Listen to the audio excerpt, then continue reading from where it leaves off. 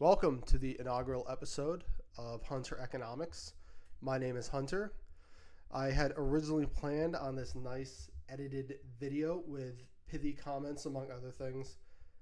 And then I saw Donald Trump and El Salvadoran President Bukele in the White House, doing the classic talk in front of the cameras and then go behind the scenes for a private meeting thing that the Donald Trump White House has been doing.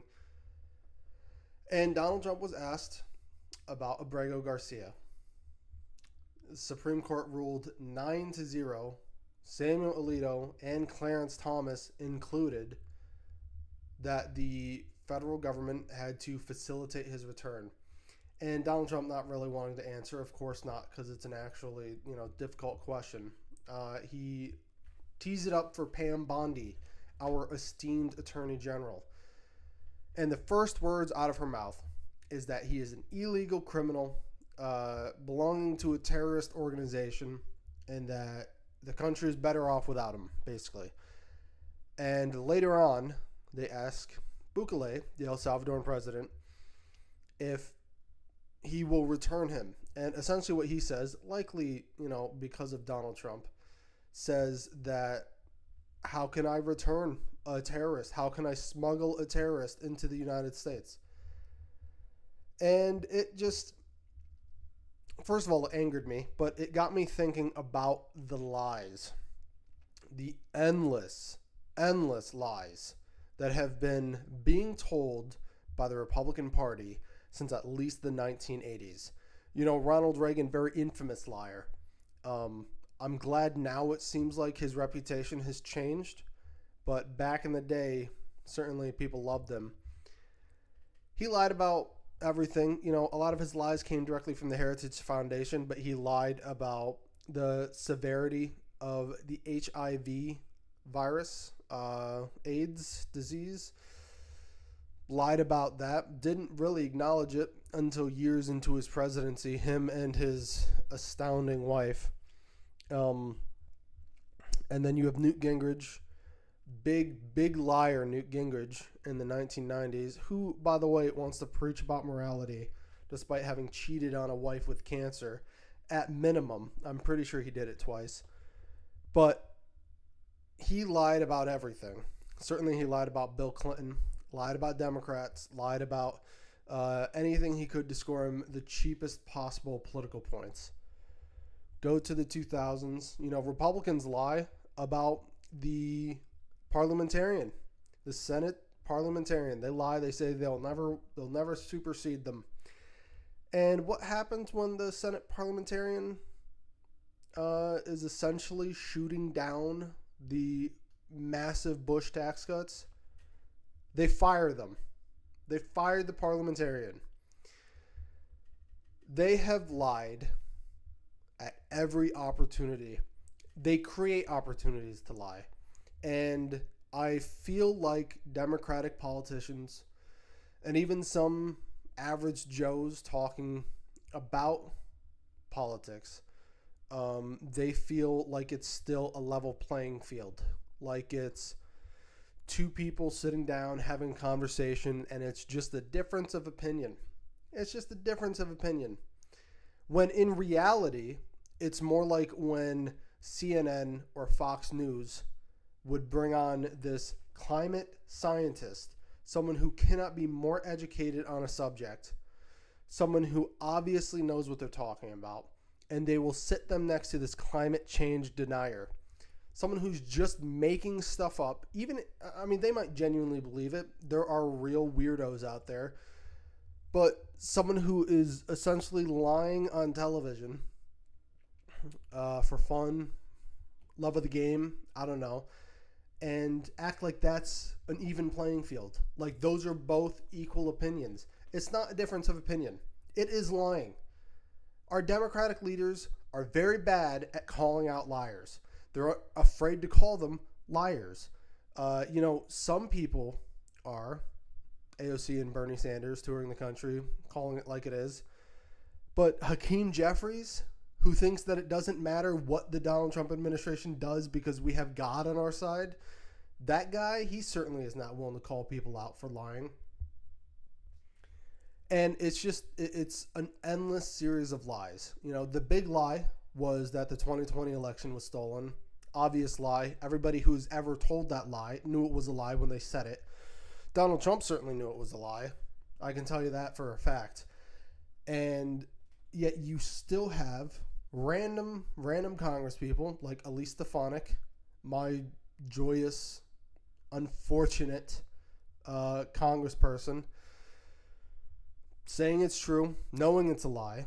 Because certainly, she went from calling Donald Trump a liar to lying for Donald Trump in the span of 3 years because she thought it would advance her political career. And, that they lie about everything. Every single thing. They all lie. If you have a MAGA hat on, you're lying. You're lying about the state of the country. You're lying about everything you possibly can. They lie about basic economics. They lied about the purpose of tariffs.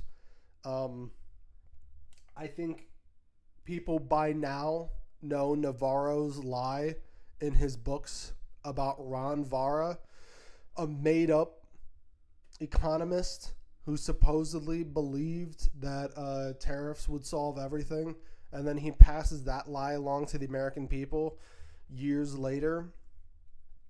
They lie about every single thing they can, and it's very frustrating. It's very frustrating to listen to because you'll hear them lie, and then you'll hear Chuck Schumer make some dumb little comment, or with his glasses looking down at this speech, giving with no charisma, giving this speech that, might be true what he's saying, but certainly you listen to it and you're not inspired. The average American is not going to listen to Chuck Schumer speak and think that, yeah, this guy knows what he's talking about, or even if they do, think that he is on their side. And we need better leaders. We need to support better leaders, certainly, that will call out the lying. But we need to call it out ourselves. Reporters need to. CNN. I've been watching some CNN recently, not because I like CNN, but just to see what's happening on there. And they'll bring these people on, and they will ask them questions. Lutnick, real genius, that guy. Scott Bessent, they'll listen to them and then not really call them out. They'll give them a chance to speak. They might say one thing in opposition, and then they'll give them a chance to speak again. And if you're a viewer, you're like, wow, those were perfectly reasonable arguments being made. When just because out of ignorance. Scott Bessent supposedly is the one in the White House with either principles, morality, I don't know what you call it, but I'm not seeing it. He goes out and he says that this was all part of Donald Trump's genius plan. He says that the tariffs were a bargaining chip, essentially, and that supposedly 70 countries have already come to, in Donald Trump's own words, kiss his ass, despite them not releasing any kind of list of countries. Again, a lie. And we need to get better at calling them out on it. Whether you're talking to a person about it, whether you're a reporter talking to a politician, whether you are a politician, a democratically elected congressperson, senator, governor, state politician, whoever, we all need to be willing to say to these people's faces that they are liars. Because what they do is they lie on the news, they lie to our faces, and then they go back on the news and hypocritically lie about us. It's a matter of, at this point, for some people, life or death.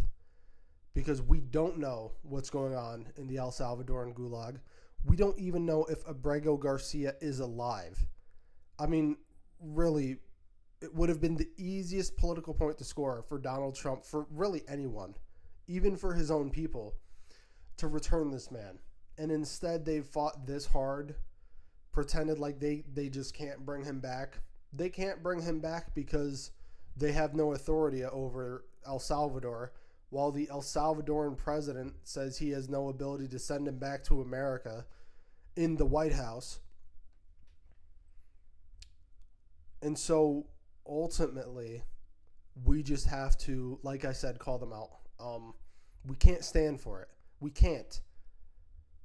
We simply cannot stand for it anymore. Like I said, I was going to have this be an edited video. I was going to go over specific topics. But I want to talk about this in particular, especially what I think is the biggest lie, the new biggest lie, in my own words, which is the fact that they love America. Whether it's Republican politicians, Donald Trump, people he put in like Pam Bondi, Kash Patel, whoever, whether it is Republicans on news, go on. I wouldn't suggest watching OANN, Newsmax, Fox. I certainly wouldn't suggest watching any of it. Or whether they are conservative, supposedly MAGA, whatever you want to call them, alt-right, extreme right, podcasters, and clowns like Joe Rogan. Tim Pool is a great one. Ben Shapiro, who has been lying for a long time now. In fact, his strategy is essentially the same strategy Steve Bannon came up with. Some people call it gish galloping. It's really just an avalanche of lies, because you can deal with one lie if you're talking to someone, but you can't deal with an avalanche. It's too much for any individual person if you try to deal with all of them at once. And so the biggest lie is that they love America, that they care about America, because they don't. Let's be very clear here. Donald Trump, Elon Musk, Tim Pool, Joe Rogan, I mean, he's Canadian, but none of them care about America. And to be clear, I know Elon Musk isn't American either. Not really. I mean, he can be an American citizen, but when you do the things he's done and say the things he's done, but they all hate America.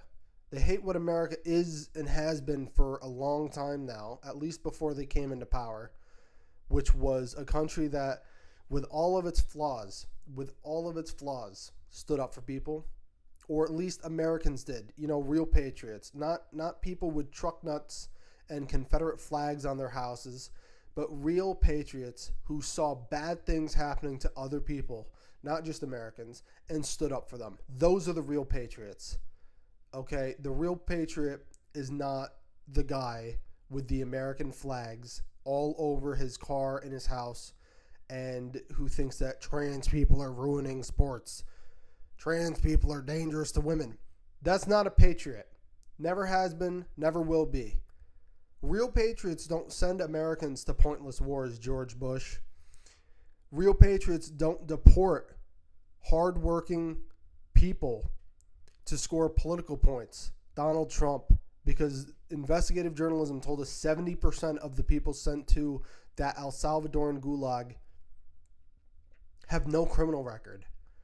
So I know this was a little all over the place, and for first episode, it's probably not the best strategy, but I couldn't listen to it anymore. I had to talk about it. So don't be afraid to call out the lies or the liars. I think that's the most important lesson we can take today.